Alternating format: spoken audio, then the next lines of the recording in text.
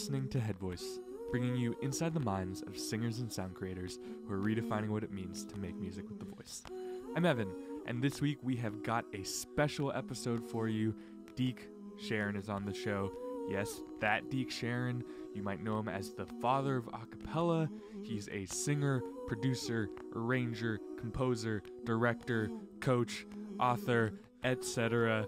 It would be literally impossible to read all his accolades and qualifications, but just to give you a taste, in the last year he's released 2 books, arranged and produced for In Transit, which was a Broadway musical, Pitch Perfect 3, and he's currently working on DCappella, Disney's newest touring acapella group. With those modest qualifications, we talked to Deke about how acapella has grown in the last decade, where it's going, and we dug into a lot of different topics which will be in the description. If you can't get enough of Deke, we'll leave a link to as many things as we can in the show notes, and additionally, he's going to be the featured clinician at NAC, the National Acapella Convention in Memphis this weekend. Whew. Did I do okay? Get into it with Mr. Deke Sharon.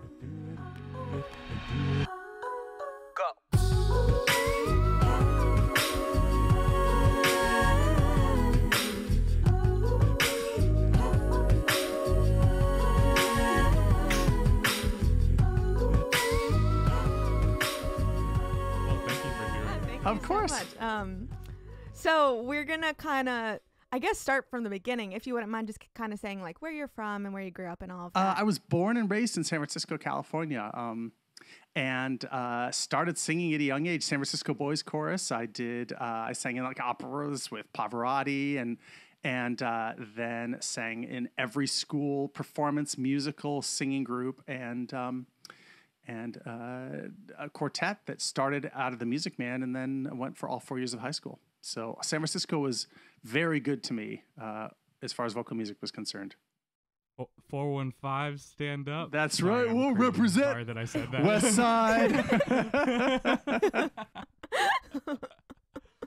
And then for people, for us new school Aka nerds, we know the story of you being in the Bubs is kind of old hat, but for our younger folks, can you kind of talk us through the Tufts years and how you kind of got into that? Oh boy, I get to tell the well, I'm not going to give away the punchline, but when I was in high school, somebody who went to my high school and graduated just before me, his younger sisters were in my class, Chris Nomura, who's actually a professional classical operatic singer. And he played the father in the George Takei musical Allegiance, which was fantastic. Anyway, he was in the Tufts Beelzebubs and brought them on tour to California and performed at my high school, and it was like Shaft of Light through the clouds. So, so this little quartet that was singing barbershop and doo-wop and hobbling together on arrangements we could possibly get, all of a sudden got an influx of these amazing arrangements from the Beelzebubs, many of which were more than 4 parts. But I studied these things and learned to arrange in large part by studying them, as well as groups like the Bobs and the Nylons and Gene Perling. And so when it came time to look at colleges, I was looking at Yale and Columbia and things like that, but their music departments were so, academic. And I wanted to be at a conservatory and also get a liberal arts education. And the double degree program between Tufts and New England Conservatory offered that. So I applied to both schools and got in, and then showed up at the Bubs audition with way more knowledge than I should have had. I had most of the Bubs albums from the previous 10 years. I knew the songs by heart. I knew so much about the group and acapella already. I was like a young junkie who collected albums. They were albums back in these days. This is, when CDs were very young, and really was just a huge fan of acapella. And I walked into my audition. I think that alone was weird. Nobody outside of Tufts really knew who the Bubs were. And going into an audition and being like, guys, I'm such a huge fan as a freshman was like, who's this kid? Anyway, sang my solo. They loved the solo. Then they said, no, we're going to do some scales for you. So played the scales up and down. I said, you know what? I could just tell you my high note, my low note, and my break right now. And they were like, how about you just sing it for us, kid? And I was like, okay. So I sang the high note and the low note and the break. And it was exactly what I thought. Because, I was a singer. I knew this stuff from being a little boy choir nerd. And I took music. Usually when that happens in auditions, it's like people will tell you the notes, and then those are not the notes that they can Well, sing no, in. I get it. So I I'm sure totally was get it. impressive But at the times, thing yeah. is, it was such a different world back then. There were only 200, Yeah. maybe 250 collegiate a cappella groups. And whereas it was cool on campus, it was just not known outside. So the fact that I was like this like fanboy before the word existed of this collegiate a cappella group, before people even thought of collegiate a cappella as collegiate a cappella, these guys were kind of bewildered. And I was just, I just went in there guns blazing. So anyway, they were like, okay. So I hit all the notes and the marks, and they were like, great. And then they said, well, we'll have you sight sing this song. It's called Bushes and Briars. I said, oh, I know it. It's it's an arrangement by Rafe Vaughan Williams, and it's on your album score from 1982, and blah blah blah. And I don't think it'd probably be fair to have me sight sing this because I've heard this before. And they were like, no, it'll be fine. Why don't you sight sing it? So I sight sang the first tenor part perfectly. And then they said, how about the second tenor part? So I sight sang that perfectly. Then how about the baritone part? So I sight sang that. And at the end, I was like, ooh, just want to let you know, like in measure 17, I got one note wrong. I sang a B. It should have been a C sharp, but they both work in the chord. I just want to let you know that I got that wrong. And these guys are looking at me with these wide eyes. I thought back then that every single person in the group was like some music theory genius. Like it didn't occur to me that there was any other way for music that great to be created. Little did I know, like one guy barely knew music and the rest had no idea. So anyway, long story short, I go to the callback and then I don't get in the group. And they told me like, you're very talented, but you're frankly overzealous. And I was like, overzealous? They were like, yeah, it's just not a good fit. And I was like, I was just heartbroken. But I ended up, toughing it out the rest of my freshman year. And then I convinced one of my good friends in the double degree program to move into the arts house with me. And we shared a room on the first floor. And I convinced him to audition for the Bubs. He was like, they didn't take me. And I don't know if I want to do it. I said, come on, it'll be so fun. We'll both audition and we'll both get in and we'll have an amazing time. And he was like, all right. So second round of auditions, and he gets in and I don't. So you can probably see where this is going. And it was awkward because they like came to pick him up at the room and they're like, oh, Deke, you're going to get a phone call in a minute. I was like, it's fine. I knew. So he got in the group and he was bummed because he was like, I didn't even want to do this. And now you're not in the group and I am. And he was like, it's so awkward. But that was right before the summer. And then when it came time for the summer again, summer rolled around and I auditioned in the fall again. I realized like these guys, like they call me overzealous and I really want to be in this group, but I need to act like I don't care. So I walked in the audition third time. And the thing is, the rule kind of was if you audition 3 times, you don't get in by the third time, like you're not going to get in the group. Right. So I walked in and I took a big risk. They said, okay, so hi Deke, great to see you back here. And a bunch of the people knew me by that point. A lot of guys had graduated. But I was like, hey, and they said, so what song do you want to sing for your solo? And I said, I don't know. What do you want me to sing? They're like, you didn't prepare a solo? I was like, whatever you want to sing, I'll sing it for you. That's fine. And they're like, whoa. I don't even remember what they told me to sing. Like, I don't know, Summertime or something. So I just like, summertime and the living is like, I just kind of did it too. They're like, oh, cool. And then I did my scales and then I did all the callback stuff and the set rate singing. I was just kind of, whatever. And they were like, you're the kind of guy for us. So then I got in the group and changed a cappella, blah, blah, blah. So, but the funny thing is, this story in a shortened version made it into the book Pitch Perfect, which then, when reading through the script and seeing these characters, I was like, guy gets in the group, but his roommate doesn't, and he really wants to. I was like, Ben Platt, that's me. So I just want to make sure that the a cappella world knows I never had a Star Wars poster on my wall, ever. I've never done a magic trick. It's really funny because Ben Platt said to me once, he was like, dude, like I told him the story, and he was like, wait, I'm you?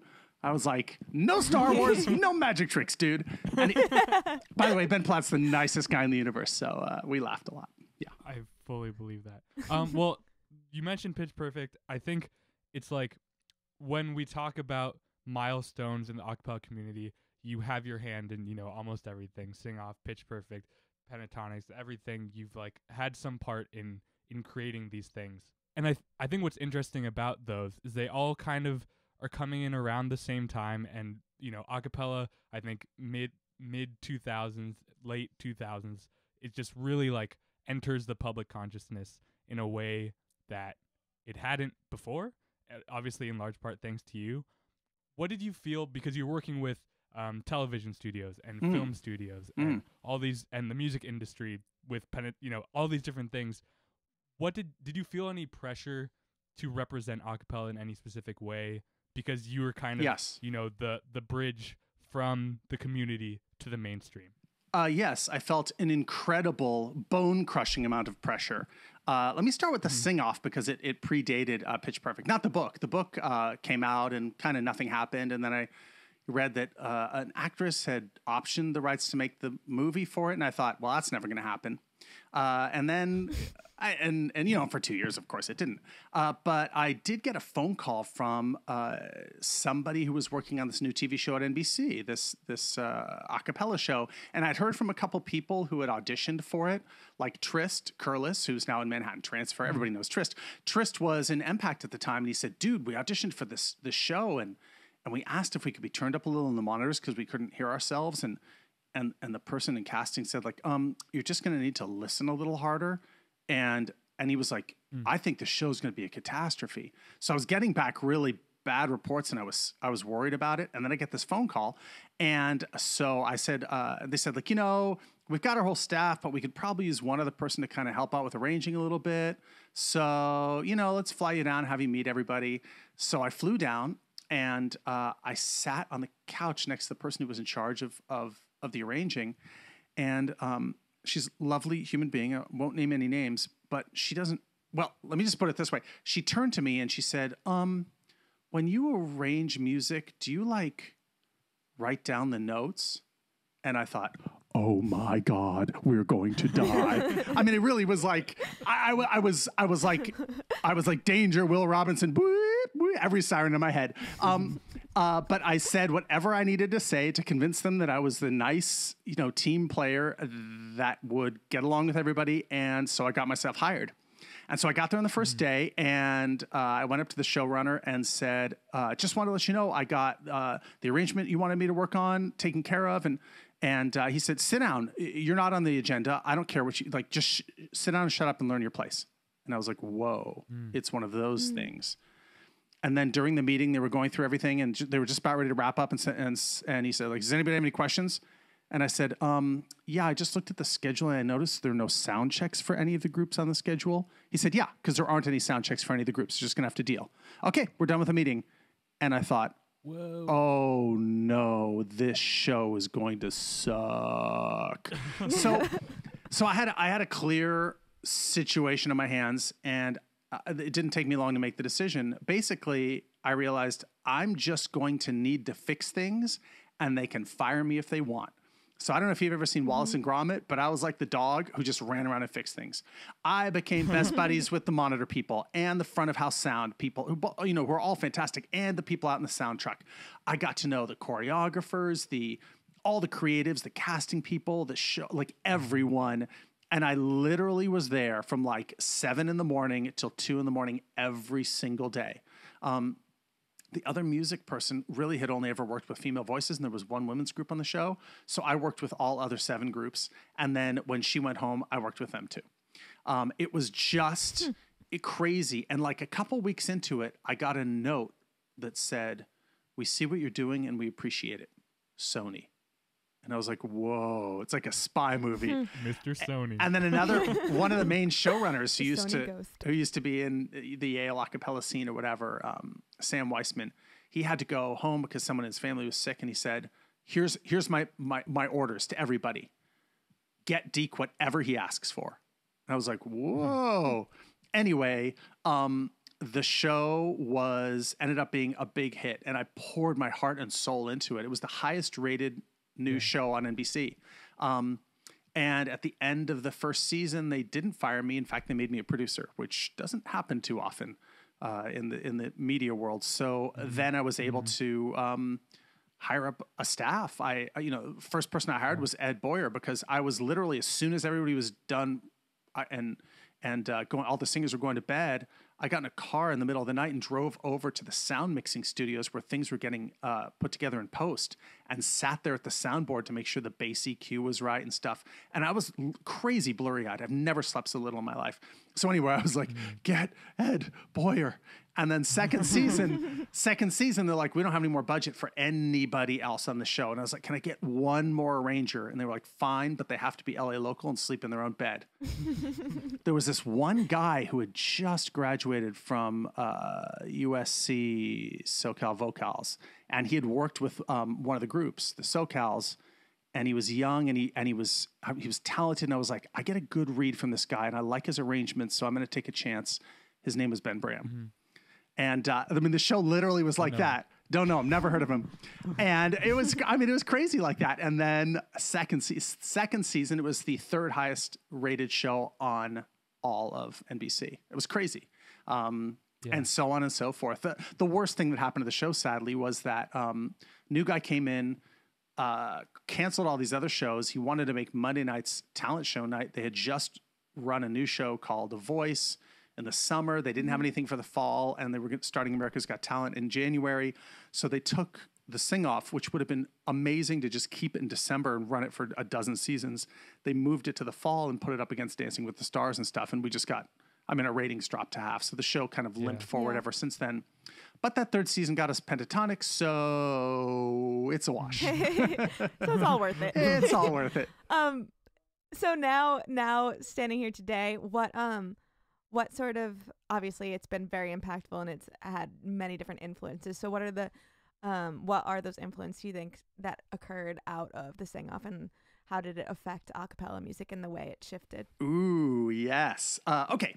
Many things. By the way, this podcast is going to be 7.5 hours, right? We have plenty to talk about. So I just want to make sure you guys, we'll just a minimum cut this of up 7.5. Exactly. So the number one thing that it did, and people might not realize it now, but it actually was the first time that people in the general world had an opportunity to see a cappella the way that we experienced it. So all a cappella before that, when I started the Contemporary A Cappella Society of America in my dorm room, the newsletter and everything, if you said the word a cappella to people, they didn't know what it meant. Maybe if they were musicians, they would think classical choral music, church music, maybe. Maybe they'd think barbershop or doo-wop, but almost nobody knew what the word meant. Then after spending, the entire decade of the 90s building the collegiate a cappella world, which was really the backbone of where all this went, and helping pro groups out there and, being in the house jacks and touring around the world, a cappella started to get better known because the number of groups, by that point, maybe we were up to 1,000, so it had quadrupled. Maybe we're getting close to 1,500.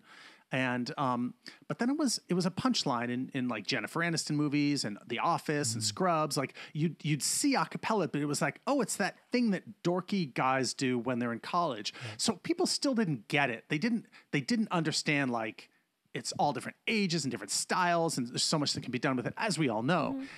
So the sing-off's biggest accomplishment right out of the gate was it just changed everybody's understanding of what was going on in contemporary a cappella. And in that first season, we had a Sweet Adeline Quartet. We had Voices of Lee, which was really like kind of a modern choral ensemble that was doing some contemporary a cappella. We had the Beelzebubs, my old group, who were just fearless in the way they attacked their performances. And they showed that, like, male collegiate a cappella is not this, like, oh, dorky think guys in jackets, but they just went for it on stage. And in fact, they were so beloved that Glee said, we need you on our show. And so this second season, the Warblers were the Bubs, the voices of the Bubs. And of course, Nota, the winning group, they were these guys singing Latin style pop tunes with vocal percussion from Puerto Rico. Yeah. So like just the diversity of that first season and just those few shows was tremendous. And yes, the sound quality we were still figuring out, but no one had ever done that before. The opening numbers, we had to pre-record because you couldn't get that many live microphones to work anywhere.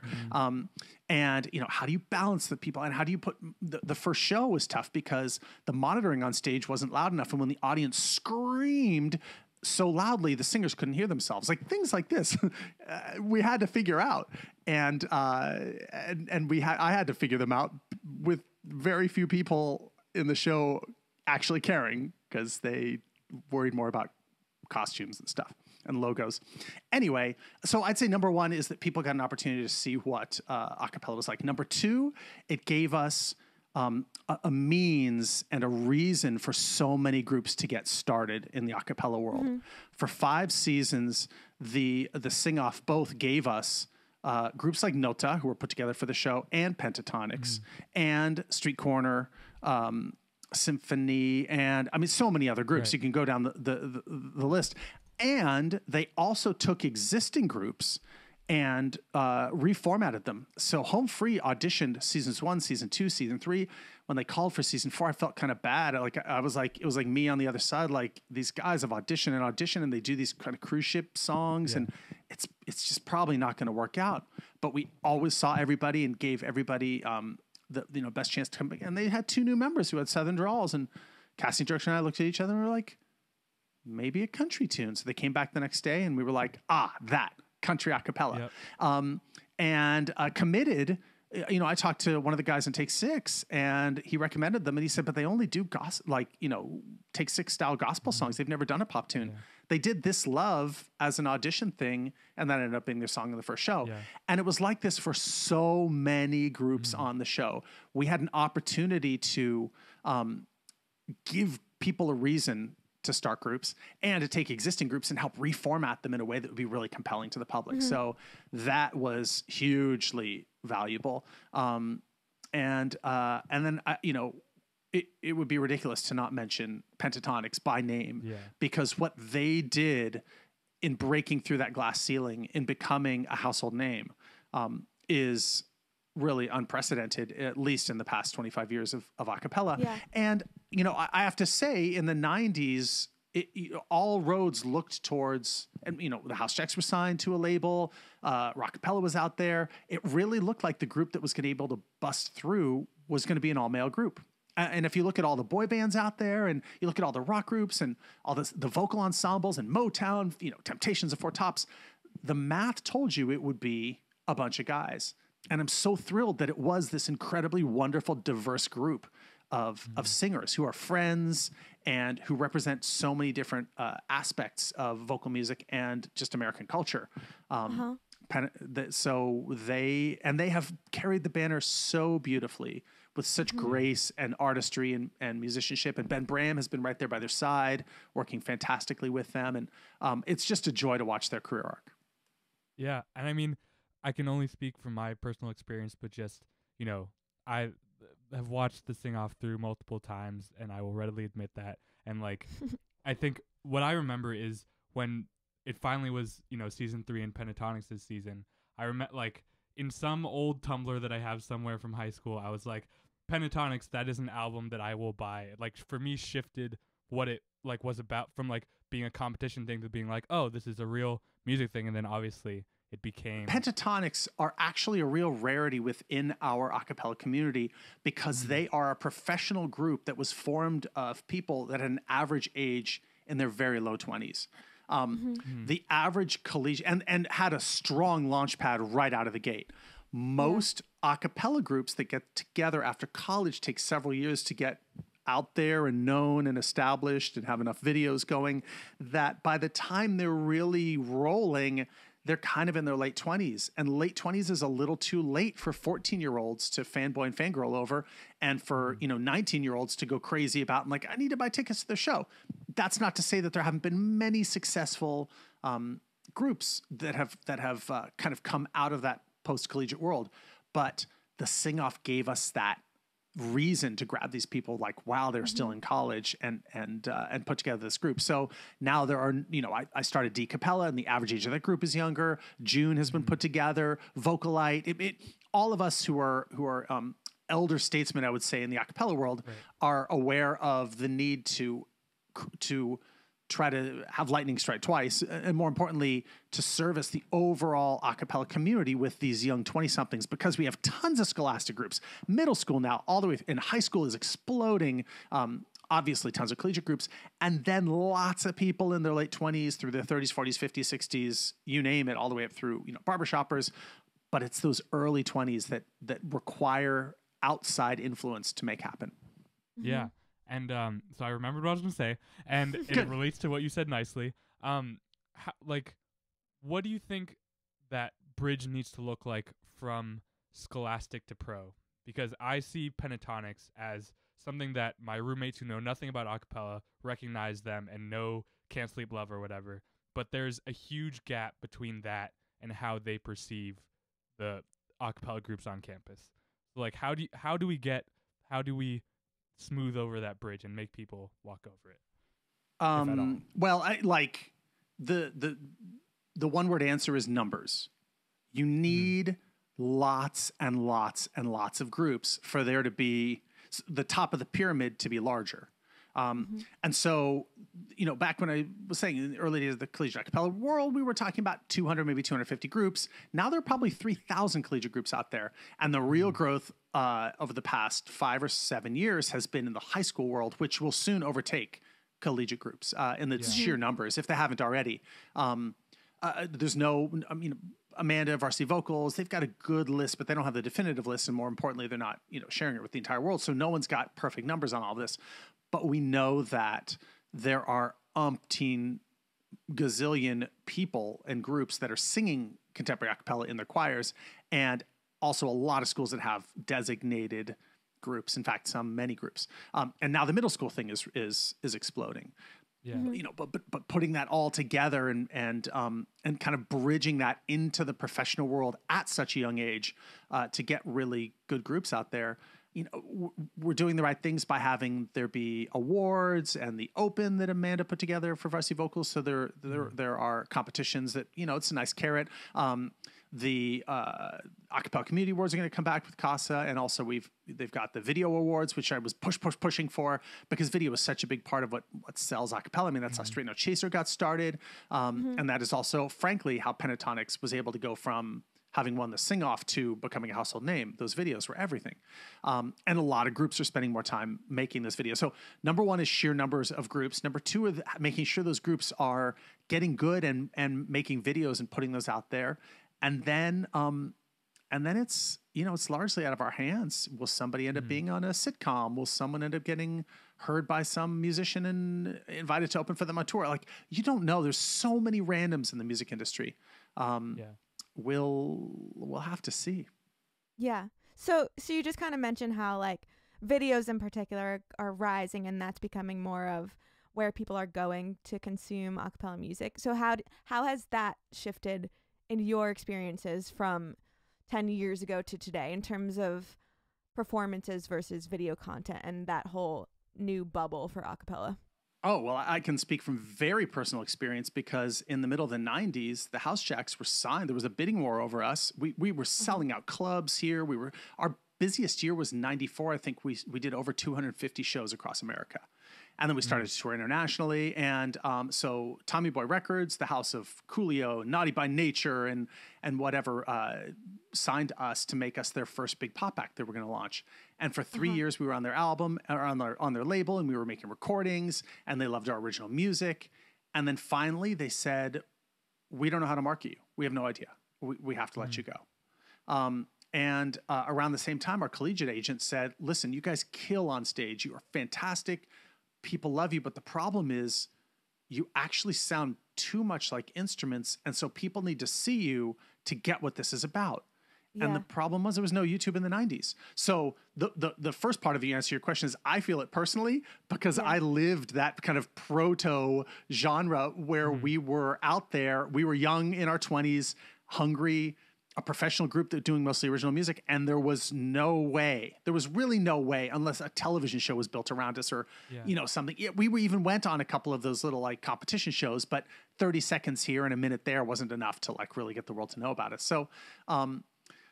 So it landed in the hands of the next generation, and it really was Straight No Chaser who released a video 10 years later. So middle of the 90s, it became 2005, 2006. And they thought it was a prank call when the Craig Kallman, head of Atlantic Records, called them and said like, "Hey, could you guys make a Christmas album for me and maybe go on tour?"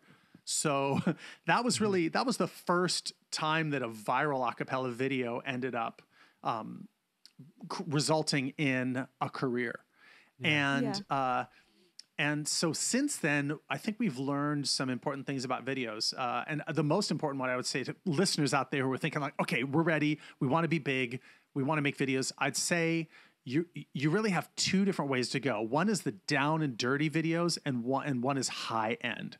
The videos in the middle don't seem to be the worst of both worlds. So what people want is either to be wowed or to have a really powerful, honest experience. So for instance, the barbershop community is or was a little bit up in arms when 4 guys who by their measure was kind of like a C+ level quartet happened to be stranded on a Southwest Airlines flight. And so 4 of them started singing Under the Boardwalk. Wasn't even a proper barbershop arrangement. Like, it wasn't contestable.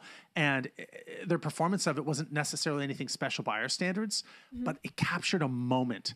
And the whole plane, like, everybody's like, oh, these guys are making music. And they were obviously stuck on the ground and frustrated. And that went viral and millions of people saw it. And so that's what I mean by creating honest, real moments. When Pentatonics was just sitting on a couch and singing songs, like, it was raw, but it was a great moment that was being captured. And those videos don't need a lot of high production value.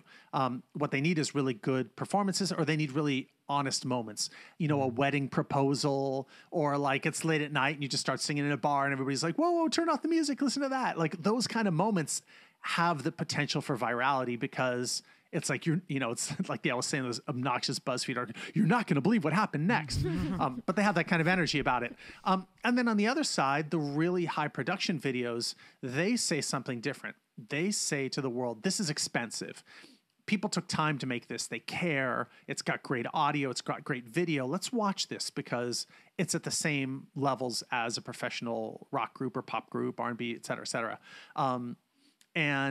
And having some of each kind of video, I think, is an important element to any group's success nowadays. And you even see with Pentatonics, sometimes they're standing around and, in the YouTube offices or whatever, and they'll just sing a song and it's like, oh, listen to how great they sound live. And then they'll make a high production video that's really flashy and people say like, that looks so awesome. And the same is true for Home Free, who, by the way, are like the 2nd or 3rd highest grossing group on Patreon. Every time they make a video, they get about $30,000 from their fans. It's amazing. So they have a real successful formula and a huge fan base. And some of these fans are giving $2, $3 when they make a video, but there are just so many of them out there that want this. So it's very doable. And I think it's the absolute number one way, particularly without there being an a cappella show like the Sing Off out there. It's the number one way to launch new groups now. Yeah. Also, if you haven't seen Home Free's videos, like, consistently just excellent content, like, all the time, and I think that's totally the way. It just to get into this just a little bit more, and I mean to throw no shade when I say this, but like, no, please. There's a lot of couch videos still that are being made. Are those still effective in the way that Pentatonics, like, I think Pentatonics kind of captured a moment by creating this way of doing a video. Is it still something that people should be considering in 2018? Well, if there's a group out there that makes a couch video and they sound as good as Pentatonics, it's an important piece of the puzzle. Let me put it this way. Anybody who makes one video and expects that video to go viral is crazy. What you need is you need to make a video, and then you need to make another video, and then you need to make another video, and then you need to make 20 more, because eventually all of your fans will go back and look at your previous videos. And Pentatonics also, like, their success was not guaranteed. They just made more and made more and made more videos. And I told them, I don't know if you realize, they were dropped. The label dropped them the day after. Yeah, exactly. And I sat them down at 10 a.m. that morning. I was like, guys, I know that's harsh news you just heard, but don't stop. Don't wait for management. Don't wait for anything to happen. Just go. And I mean, I don't know if my saying that to them made any difference. They were just such, go-getters anyway. But it's like not taking no for an answer. So I would say anybody makes a couch video and then says like, yeah, that was really good. Why don't we have a lot of views for it? It's like, well, you need to generate the views for it. You need to go out there and make people interested in it. And here's another thing that I learned in the early days of the House Jacks. It's called the business of music. So if you're spending 15 hours a week on your music, that's great. But a full-time job is 40 hours a week. So you should be spending 25 hours on business. Ooh, I'm sorry, did I say 40 hours a week? Nobody only works 40 hours a week now. It's 50 hours a week. So you should be spending, seriously, 35 hours a week on business. And this is social media, and this is learning how to edit videos, like anything that's going to further your career. Networking, studying, watching other videos. But it's that level of industry, of hard work, of elbow grease that is going to help set you above. And you mentioned Home Free's videos are great. They are great. Those guys are creative, and they're fun, and they're smart, and they're thoughtful, and they put so much time and effort and love into making those videos. It's not there are other groups that I've worked with and who shall remain nameless, who are super talented, but they kind of wait for the phone to ring. They kind of love to sing, and then they're kind of like, okay, well, we did that. Let's go get some beers, or you know, like we've got some other stuff to do, and that's not going to do it. Not in today's market. My last little thing on this video train, something that was what I got from what you were saying is like, and I think a lot of the projects that you've been involved in, it's a lot of stuff about you know, finding the most honest versions of groups, whether that's on the sing-off, trying to, you know, create some narrative of who are you and what should you really be, finding the truest version, Home Free, or the show that I can't think of, Pitch Slapped, was that what it was called? You're gonna drag my horrible Lifetime show into this thing. If anybody learned anything from, but okay, no. Okay, sure. I did my best to salvage the experience that group had on the show and to create some honest moments. So, okay, yeah, fair. From that perspective, yes, there was hopefully some truth that came across on the screen. But I think that show aside, I think like your kind of mission to me feels like trying to get honest things out of people. And something that's interesting to me about, you know, the high quality videos that kind of are what you need now to compete with other groups. Like often they have to be, you know, they have to be thrown through Melodyne or whatever, or, you know, albums now are kind of universally all, you know, tuned up. There's nothing out of tune that you'll hear on an acapella record. But that's insecurity. I mean, it is also the it's the style now to some extent. So I get it. And I get it in collegiate groups. Like, look, in most collegiate groups, you got like one or two really good singers, a few passable singers, and a bunch of people who are like, but you make it work, right? I mean, that's what it is. It's a social club. I'm not talking about Berkeley Pitch Slapped. I mean, they're monsters. So there are some groups that are truly phenomenal, but your average collegiate group it's not about like trying to take the charts by storm. It's a social experience. And honestly, a cappella is the oldest music. And there's this incredible connection that we have when in small groups we get together and sing. So I'm not arguing against that, but I am saying like, okay, you got to polish that up. I get it. But I think part of the reason that people have been so drawn to a cappella is the fact that it actually was a huge part of human society, all societies from the beginning of time until, you know, fairly recently, until recorded music. And then it really fell off in like the 1970s. And we're kind of crawling our way back to where we were before. You know, but the other piece of this whole a cappella thing that matters so much is, oh no, I lost my train of thought. It's my turn. Wait, what were you saying? What were you saying? My mind was getting lost in the, you know, the huge history of, and the point that I wanted to make around it was that the history of the human voice being the oldest instrument and a cappella being the earliest artistic form that we have, and the fact that it's been so huge throughout time, your sense, and I remember what I was going to say, your idea that like, oh, a cappella is kind of, you know, growing in a way and like, you know, it's gotten big. Like, no, it was always big. It was always a huge part.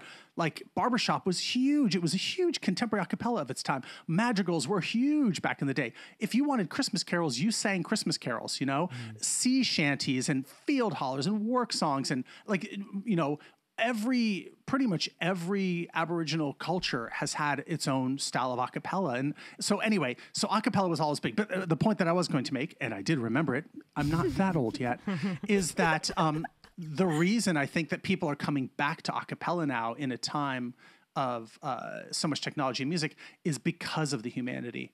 People are drawn to the sound of the human voice. I mean, it is the ultimate instrument. And a lot of music is so technologically precise. It's so mechanized. It's so computerized, and people long for that human connection, which I think is why a group like Pentatonics and many other a cappella groups are so beloved, because it's like people feel the connection to one another. They love that. Frankly, for me, 80s music isn't as good as 70s music, because 70s music has all those great live bands, and 80s is all this all these like cheesy old synthesizers and drum machines, and I'm like, oh, I lived through all that. I understand why now it's retro. It's kind of fun, but that humanity is central to what's going on. And you can ask any of the great a cappella producers out there, any of the great engineers, and they will all urge groups to tune things less than they do. And Ed Boyer and I on Pitch Perfect, we're constantly fighting to have the Bard and Bellas be less tuned than they are, et cetera, et cetera. It's a constant battle, because everybody thinks like, well, things are too tuned out there in the world. But when it comes to me, insecurity, perfection. In the same way that like people will leaf through a magazine and say like, well, everybody looks over photoshopped. But then when it comes time for their own photo, they're like, oh, can you clean up that blemish? And can you get rid of these lines? And you see what I'm saying? So it's fundamental human insecurity. But the bottom line is, for groups, if you really want to be, if you want to grab people, you got to leave a little bit of grit in the ointment. You got to leave a little bit of stank in it. And the last analogy I'll use, the last historical point I'll use, is the biggest jazz album of all time is Miles Davis's Kind of Blue, by far, by a factor of 10 probably. And on that album, you hear him in his own solo, like squelching notes, and it was his album. He could have said, no, we're going to take this again, or we're going to use the one where I sound the best and other people might have not had their best take. But he wasn't afraid of being imprecise, because he knew that jazz is not about being perfect. And I think in a cappella, we must remember that, because it is the difference between being like shiny, happy people that no one cares about, or bringing humanity back into vocal music where it is so sorely needed. Yeah, totally. Okay, I'll get off my soapbox. Well, you can stay there. You'd mentioned the range of the human voice and what it's able to achieve. I just wanted to get your opinion on.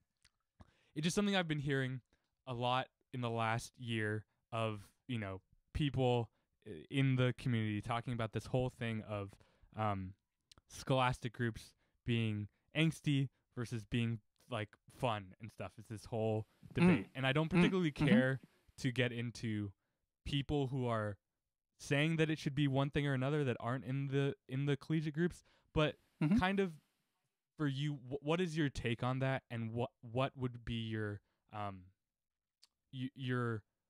not a solution, but I think how would you reframe that problem? Because I don't think it's as simple as that. Yes. Okay, so I do have a perspective on it, and I think it's going to be different from many of the people you've had on this podcast, many, if not most of whom have come through the ICCA competition circuit. They're involved with the high-level competing a cappella groups out there who are putting a lot of angst into their performances. And let's go to the current understood psychology of human emotion. There are 4 core emotions.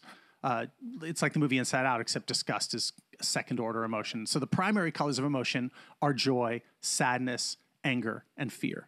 And the sadness, anger, fear, like, feel meaty to college students who are interested in like, oh, I want to put something out there that's real and meaningful and everything. Except here's the thing, first and foremost, the emotion that a cappella does best is joy. It absolutely does. The joy of singing together, the joy, particularly at the collegiate age, like the reason people go see college a cappella groups, and you can go back to season 1 of the Sing Off and watch the Bubs, or frankly, you can watch any of the male collegiate a cappella groups that were on the Sing Off in every season. We had one because they were such fan favorites, and they often came in second place. It's because people just love to watch people singing at that time of their life and expressing who they are. Now, so I understand that in the high-level successful ICCA sets, you're often getting that kind of like tortured, brooding, alt rock ethos. However, it's important to remember that only 300 groups compete in any given year in the collegiate a cappella world, and there are, at my best guess right now, about 3,000. So 9/10 of the groups are not worrying about angsty songs that will impress judges. Right. What they're doing is they're trying to win over their fans. They're trying to go and perform in the local high school and rev up the kids. They're trying to, woo the love of their life in the audience. And this is probably a good point for me to mention that collegiate a cappella is basically a mating ritual. If anyone hasn't figured that out, it's just a giant, it's like we're all peacocks up on stage, particularly the single sex groups out there just emanating all of the pheromones they possibly can to attract anybody who's interested in them of whichever, any sex, any preference. So that experience of getting up on stage is not one that is largely dark and angsty. And so there will be sweet ballads and tender moments and sad moments, and rock and roll has a measure of anger in it. But I'm not worried that the average collegiate a cappella group is going to be driving their entire set off a cliff because they're worried about what judges are going to think. Mm-hmm. Yeah. How's that for my take on it? So basically, I'm not worried, and hopefully things will right themselves in the ICCA. And let me say this: the greatest set I've ever seen performed by any group was back when it was the NCCA. I named it to be like the NCAA. I wanted there to be a March Madness of collegiate a cappella, so it was the NCCA. But then it became international, and it ruined the whole thing. So now it's ICA, and it's not the best acronym. But anyway, we'll move on from these problems. It was Stanford Talisman. And this is the middle of the 90s. All the other groups got up on stage and they danced around and they ran and they sang and they were high energy and they did all this stuff. And Stanford Talisman kind of walked out and stood in a big arc and they sang songs of the African diaspora, and they just emanated such poise and grace and beauty. They had basically no movement or choreography. And the judges unanimously put them in first place. Like there was no question. It was I don't want to be too rude, but it was like children versus adults. It was like amateurs versus professionals. They came out there and they sang. They weren't trying to sing, they sang. And so I'm waiting for the moment, which will be a watershed for the group that goes out on the stage and just creates incredibly impactful music that has no elements of choreography. It's just speaking truth. And I realize that's what everybody's trying to do. Don't get me wrong, but most of the history of vocal music throughout time has not involved kickball change. It hasn't had all of this elaborate choreography. So I would be very happy if we all took a big step back from that, the precipice that has us falling over into show choir or whatever, and move back towards vocals and not so much choreography that's sometimes pasted on. Yeah, totally. And I know we agree with that all as well. So we're actually coming up on almost an hour now. So we're probably gonna we'll have to sadly wrap this up. I think we've got maybe 1% of your acapella brain in this episode. just a little sample of it.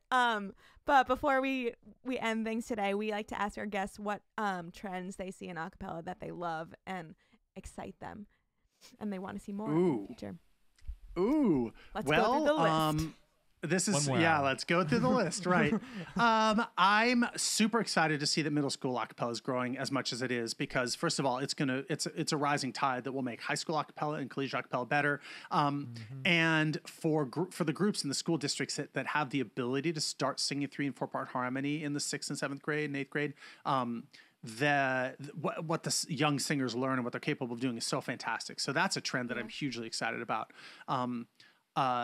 Speaking personally, I had an enormous amount of fun and loved working on Broadway, making In Transit. And although it's not entirely public now, I can probably say I have been working on an arrangement for Andrew Lloyd Webber's new project. So I'm glad to be able to say that acapella and Broadway are not done yet. Unless he decides to cancel it, and then I'll have egg on my face. But at least, I stepped up to the plate. No, so far, and I went over to his house, and he's a lovely. Would you like a biscuit, Deke? Let me get you a biscuit.